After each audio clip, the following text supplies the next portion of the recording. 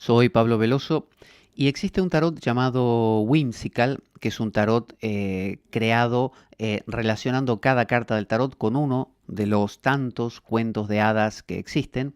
Y hay una carta muy particular que es la carta de la fuerza. La carta de la fuerza en el tarot es una carta netamente femenina, porque no es como el carro, que es una carta de fuerza directa. Nosotros tenemos dos tipos de fuerza, la fuerza de choque y por ejemplo, si me enfrento con una persona o discrepo, ir a chocar, ya sea verbalmente insultando o diciendo cosas muy rudas, o bien físicamente llegando, digamos, a los puñetazos. Entonces, esta carta es de una fuerza sutil, una fuerza suave. Y en este tarot se relaciona con Little Go Beep, que es una rima, digamos, británica, que de tantas rimas medio celtas que se van por tradición cantando siempre, son cortitas normalmente y pegadizas y a la vez transmiten una enseñanza. Se suelen tocar con los fiddles, que son esos violines que se tocan de una manera muy particular. Y en esta carta aparece Little Go Beep, que, que es una niña pequeña que muy agradable, muy suave, muy endeble, muy vulnerable, que tiene unas ovejitas. Y resulta que es pastora y las ovejitas se le pierden, entonces ella va a buscarlas. Y bueno, en el cuento cuenta que, en la rima cuenta que las ovejitas pierden la cola, y que entonces ella corta un pedacito de nube y se la pega. Hasta ahí es la rima, ¿no? Sin embargo, en esta carta aparece, en la gráfica de la carta, aparece un lobo, que no sé si en la rima original está, pero aquí sí. Entonces aparece un lobo en la cima de una montaña a las espaldas de esta pequeña niña que está con su mano tapando su frente para poder divisar sus ovejas, a ver dónde están. Está buscando a sus ovejas. Pero este lobo aúlla. Y el lobo está aullando como transmitiendo un mensaje que él está acostumbrado a dar. Es decir, cuando el lobo aúlla, el mensaje es apártate que esto es mío, ¿no? Entonces, conocemos muchas personas que así se manejan. Es decir, cuando quieren algo, su manera de ser es intimidar a los demás, ya sea con una mirada penetrante, ya sea con unas palabras duras, con una cara y un ceño fruncido, o con un empujón, ¿no es cierto? Con una demostración de poder, que puede hacerse de mil formas, y con desdén hacia el otro, acostumbrados a que cuando hacen esto, el otro inmediatamente se deja avasallar por miedo y cede. Si el otro es inferior, si es de la misma clase que ellos, o a veces el inferior también, se puede rebelar y los enfrenta. Y ahí hay dos posibilidades. Al pelearse con ellos, ellos pueden ganar, con lo cual se sienten mejor todavía, se reafirman en su poder, o perder y sentirse muy ofendidos por ello y refunfuñando y con la cola entre las patas, decir la próxima vez te venceré, maldito, y vendré o vendré con más amigos y te venceremos. Bueno, esas son las dos posibilidades que normalmente suelen tener este tipo de personas. O bien encuentran un rechazo del otro que se les enfrenta, que puede ganar o el otro tiene miedo y simplemente se escapa. Este lobo, con esta pequeña niña, lo que pretendía con su aullido es transmitirle el mensaje a la niña de esas ovejas me las voy a comer yo, aunque sean tuyas, vete, no te interpongas en mi camino porque te voy a comer a ti también. ¿Qué hizo la niña? La niña podría haber hecho cualquiera de estas dos cosas. Darse la vuelta y enfrentar al lobo, si es que era valiente, y ganar o perder, o bien tenerle mucho miedo e irse llorando a su casa. Esas son las dos reacciones que el lobo entiende. El lobo está acostumbrado a eso. Y la gente que tiene esta actitud brusca, esta actitud, como le dicen hoy en día, de bullying, que es esto cuando a los niños en el colegio los apabullan, los presionan, se mofan de ellos, los maltratan, los denigran, otro grupo de chicos. Esas son las dos reacciones posibles. Pero ¿qué hace la niña en esta carta? La niña ignora al lobo. Es decir, la niña lo escuchó, escuchó el aullido, sabe que el lobo está ahí, no se gira para mirarlo siquiera, simplemente hace como si no lo hubiera escuchado. Es decir, no muestra miedo, no muestra ira. Cualquiera de esas dos cosas son las monedas que el lobo entiende. Pero esto que hizo la niña, el lobo no lo comprende. Entonces, ¿qué hizo la niña? Directamente le sembró al lobo en su corazón la semilla del cambio. Porque ese lobo se va a ir a su casa sumamente confundido, porque se encontró con alguien de una calaña totalmente distinta.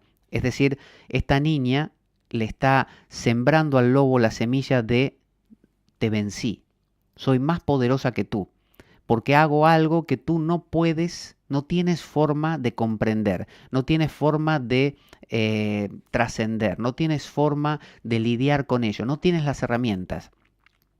Cuando Atila u otros personajes así de la historia muy poderosos fueron cristianizados, o el Imperio Romano mismo, la razón por la que lo fue es porque, por más que habría algunos cristianos que sí eran peleadores, que era la moneda que entendían los romanos, y otros que tenían miedo, que también lo entendían los romanos, hubo otros que no, que eran lo que se llamaba los mártires.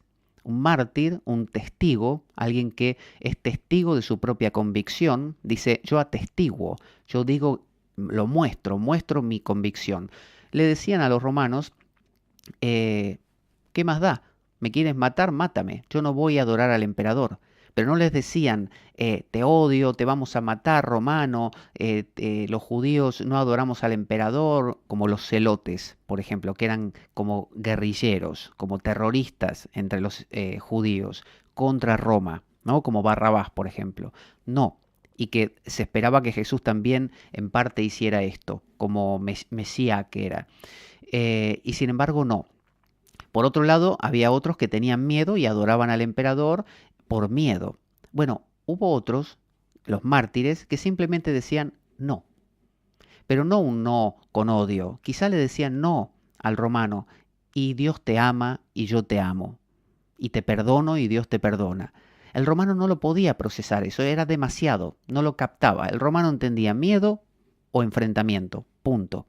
Entonces, eso desarmó a los romanos, aunque mataran muchos mártires, miles de mártires, y Constantino, el que impulsó el cristianismo, vio que eso era la herramienta más poderosa que había y por eso adoptó el cristianismo para su imperio, porque se dio cuenta que alguien que no tenía miedo y era capaz de enfrentar al tirano más grande sin temor era sumamente mucho más poderoso que el más valiente o obviamente que el temeroso también. Entonces, por ejemplo, en la película o en el libro, ¿no? En la novela Los Miserables de Víctor Hugo, vemos que el protagonista, como había sido encarcelado muchos años, lo habían maltratado, había sufrido mucho, tenía mucha ira, mucha bronca, cuando lo liberan va a buscar un alojamiento en un pueblo y nadie lo recibe por ser un ex convicto, salvo el párroco de cierta iglesia que lo recibe y pese al consejo de su ama de llaves que le dijo no recibamos a este hombre porque probablemente nos va a robar, él lo recibió, lo dejó dormir en su casa, lo arropó, lo trató muy bien, le dio de comer y obviamente el protagonista le roba y de hecho hasta le golpea en la cabeza para poder huir cuando él lo descubre. Los policías lo apresan y se lo traen al párroco y le dicen, señor, padre, este hombre le ha robado un candelabro de plata, lo hemos atrapado y le hemos encontrado el candelabro. ¿Qué hacemos con él? ¿Lo condenamos? ¿Y el párroco qué dijo? Dijo, no, no, no, este hombre no me robó, se llevó, yo le di el candelabro, se lo regalé y de hecho le habla al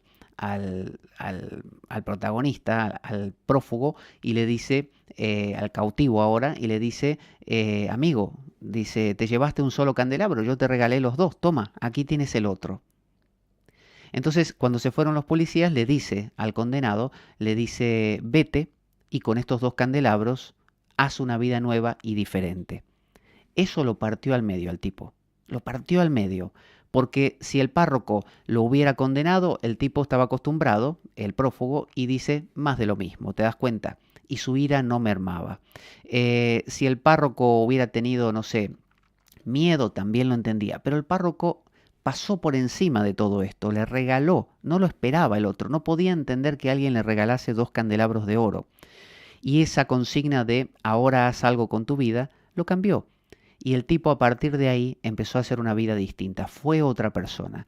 Entonces, aquí cuando se habla del ágape cristiano, que es el amor que no pide nada a cambio, el metta, con doble T, budista, el karuna, hindú, significa todo ello compasión, ¿no? Sentir con el otro, darse, donarse, donación, donarse por completo. En esa donación, sin esperar nada a cambio, hay de la otra parte una sorpresa. Y eso es como si le hubieran metido un puñal hasta el fondo al otro. Es mucho más poderoso que cualquier palabra. Llega mucho más hondo y cambia mucho más a las personas.